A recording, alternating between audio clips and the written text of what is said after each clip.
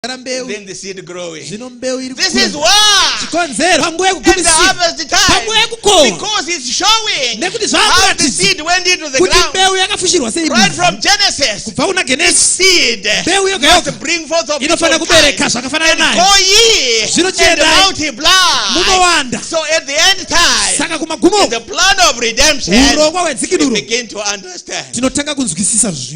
That's where we came from. That's where the life carrier was. But I don't want to go back to a leaf. I'm not going to go back to a stone. It's not the seed. Are we together? It's only a carrier. But in the fullness of time, which is the harvest of the life of Christ. And then when Christ did come, he was the fullness of Moses, of Joshua. He was now the fullness of everything. And so when we talk about the message, we are talking of a fullness. Sure, that is the revelation of Jesus Christ. It is the fullness that is the bride is partaking of. Are you bride? Amen. I could say let us stand. Right. Let's go back to our scriptures. Now, let's go to John chapter 9. John chapter 9. I love the book of John. He was an eagle with an eagle anointing. Is the same John of Patmos that wrote the gospel. John chapter 9. John chapter 9. I love reading the entire chapter because I really enjoy this chapter. Amen. Amen. It starts off with, who sinned? This man or his parents that he was born blind? Not him. We made known in him. Neither was Jason there by accident. Neither was Judas there by accident. God has got everything in total control. John chapter 9. John chapter 9. Let's start reading from verse 37. Verse 37. No, verse 39. Verse 39. And Jesus said, for judgment I am come into this world, that they which see not might see. I once was, them that see might be made blind. We are not Laodiceans, right? Laodiceans are all right. And what does God say? These are scriptures we talk about. Okay. And some of the Pharisees which were with him heard these words and said unto him, are we blind also? They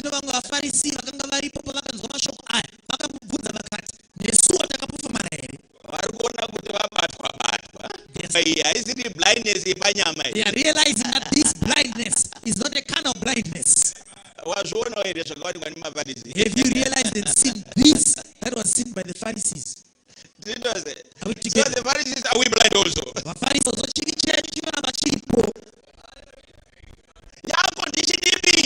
Which condition is this? You Branhamites, you just say wait. That is when the grace of God departed from you way back.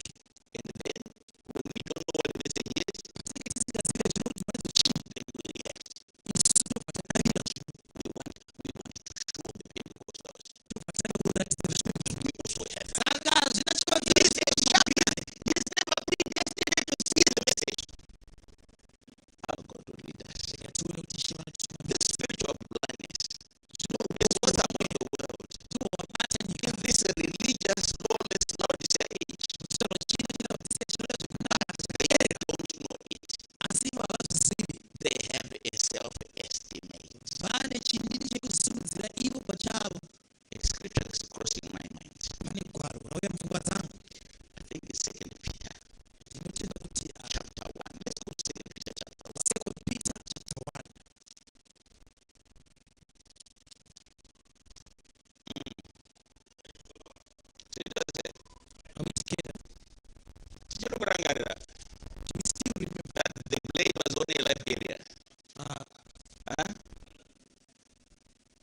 the shack was only a life area. We still remember that. Because Christ was the word made flesh. Secondly, he must be the word made flesh. Second Peter chapter 1. Right. From verse 4. The 7 virtues that make up the stature of what I want. For if these things be in you and abound, then more unfruitful in the knowledge of our Lord Jesus Christ.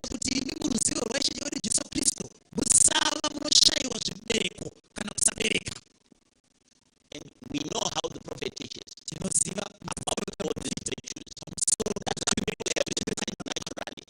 We are not talking about your patience that you have got naturally. We are not talking about your faith that you have naturally. God-given virtues, right? Verse 9 is what I'm getting at. But he that lacketh these things is blind. You see the definition of blindness in the scriptures? Holy Ghost is all about. So, if we lack these things, we are blind and cannot see afar off, and has forgotten that he was purged from his old sins before. That's why Christ went ahead and predestinated his seed. She had been to Baptist, and have Baptist husband, and then went to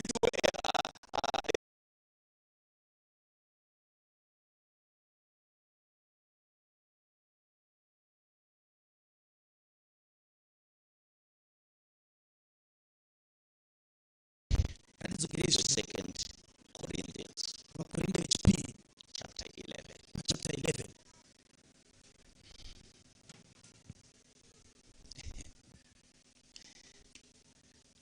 I trust we all love the Lord. Second Corinthians chapter 11. From verse 2. For I am jealous over you with godly jealousy. Taste virgin Christ. This word doesn't want me to be a prostitute. So it was it. Are we together? So this is why we want to stay pure with the word of God. The application of his word is he makes his word flesh. But I fear, lest by any means, as the serpent beguiled Eve, so your mind should be corrupted from the simplicity that is in Christ.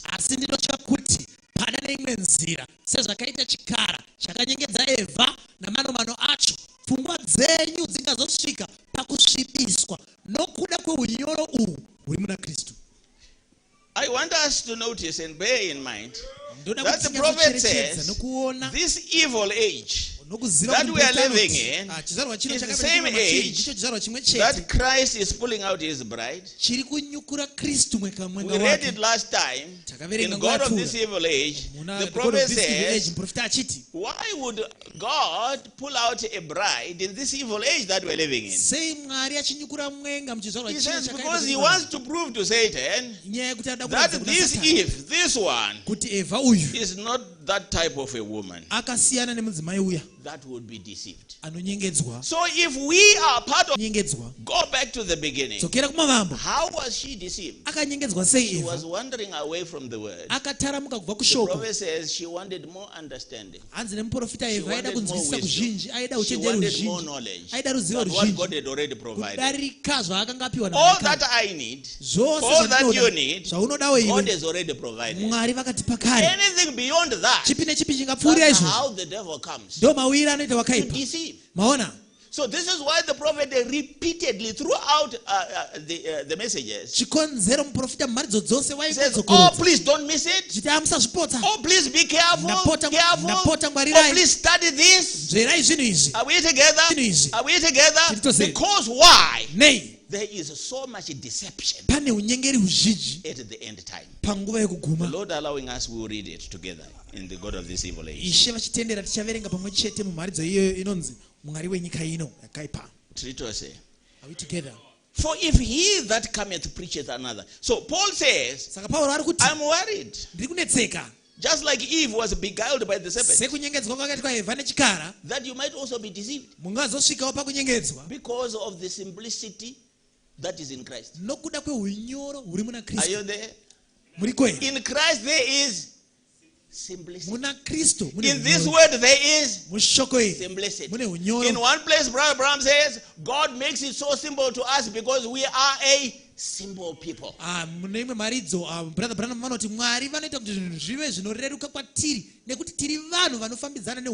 many times we don't want simple things. Many times we make it complicated. But God makes it so simple to us. If we just go back to what he said, you will never be lost. For if he that cometh preacheth another Jesus, whom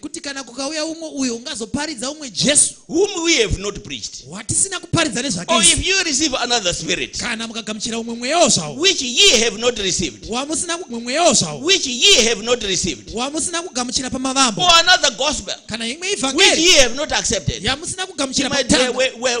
might well bear with him. Because that's where the subtlety of the devil is.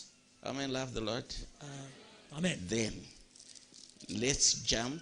Teaching Momana, 2 Corinthians chapter 11. Still in 2 Corinthians chapter 11. For such are false apostles, deceitful workers, transforming themselves into the apostle of Christ.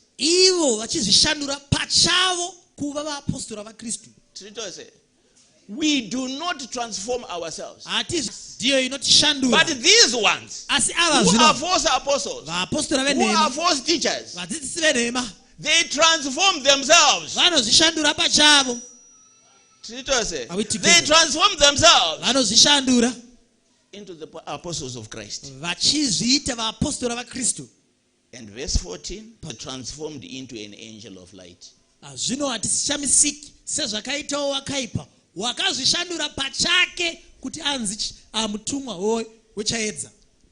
What does the devil do? Transforms himself into an angel of light. Last time I spoke about we are if you don't know the genuine, you fall for the false. And that's what the devil has been busy at. That's what he did in the beginning. Like we explained last time. But he takes what's already created and starts perverting it. The devil has no gospel. He has no spoken word. So he takes the spoken word and perverts it. Are we together? I think kuna Peter kwatina kuzoerenga. Peter abazenderambira chiti therefore make your calling and election sure. Peter anoenderambira chiti naizvozvo chivaine kugutsikana nechokwadi pamusoro pekusanangurwa kwenyu. Amen. Are we here and you say, Lord, I want to make my calling and election sure?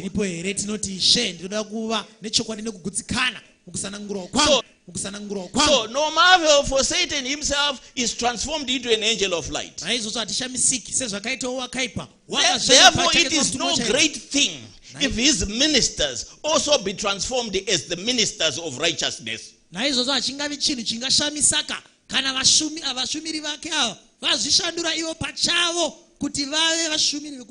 Whose end shall be according to their works. Why?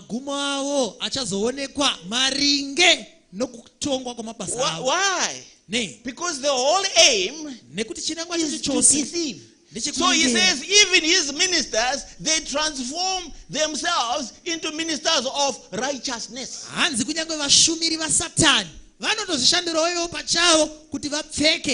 So if you don't know what righteousness is, see, this is a man of God. And in this God of this evil age, the prophet refers to Revelation 13 verse 8, that millions are worshipping the devil, thinking they are worshipping God.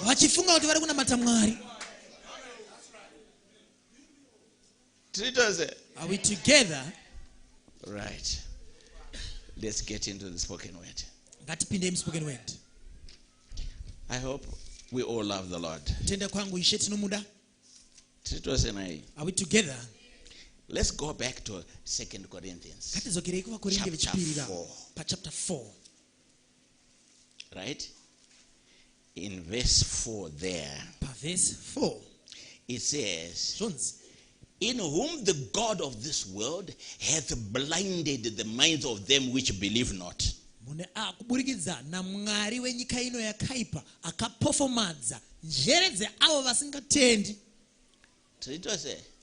We see two things here. Lest the light of the glorious gospel of Christ, who is the image of God, should shine unto them.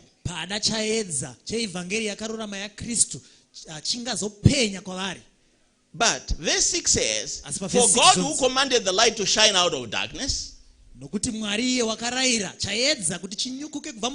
shined in our hearts.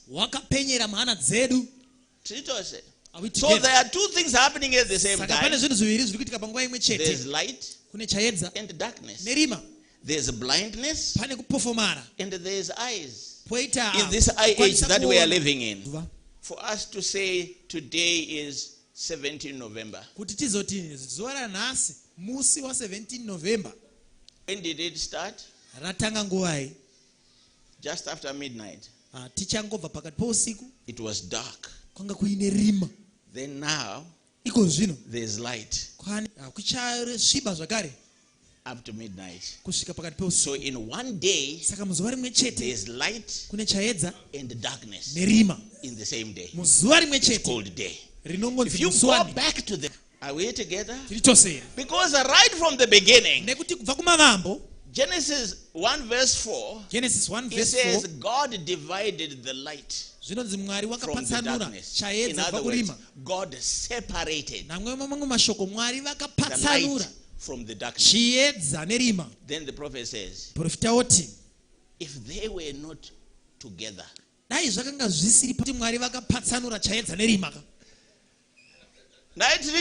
are we together? So this is the day that we are living in. Like all other days, God is a segregationist.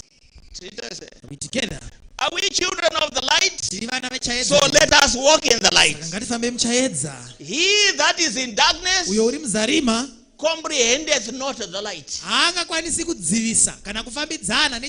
Like when Christ came into the world.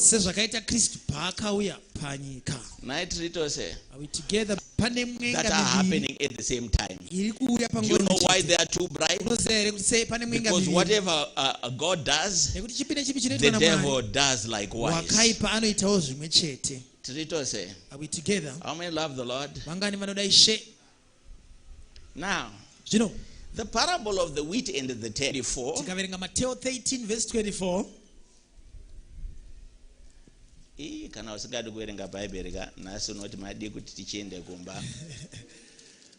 you are not a Bible, Matthew 13 verse 24.